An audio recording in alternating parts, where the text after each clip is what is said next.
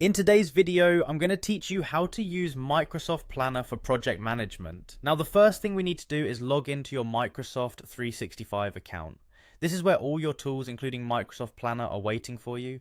Simply enter your credentials, and once you're logged in, you'll have access to a suite of Microsoft applications. Next, you'll want to find and click on Planner. It's usually right there among your options, so you shouldn't have too much trouble locating it. Once you're inside Planner, it's time to get started on creating a new plan.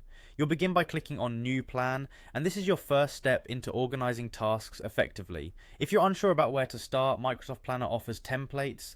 These are quite handy if you're looking to jumpstart your planning process with a bit of structure.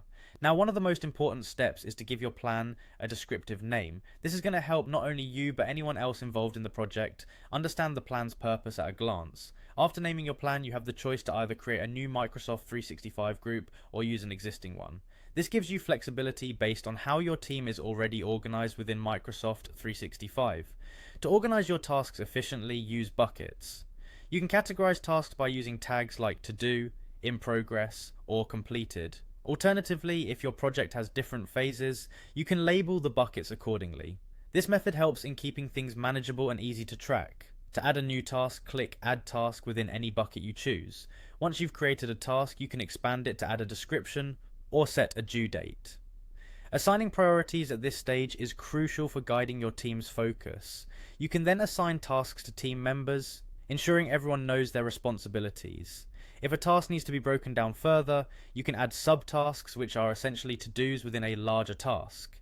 As your project progresses, make sure you keep updating the status of each task, whether it's not started, in progress, or completed. It keeps everyone informed about the progress and helps in managing workflow efficiently.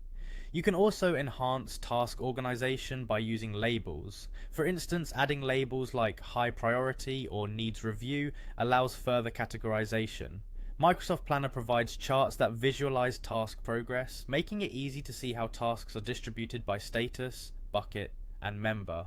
Monitoring these charts will give you an overview of the project's progress.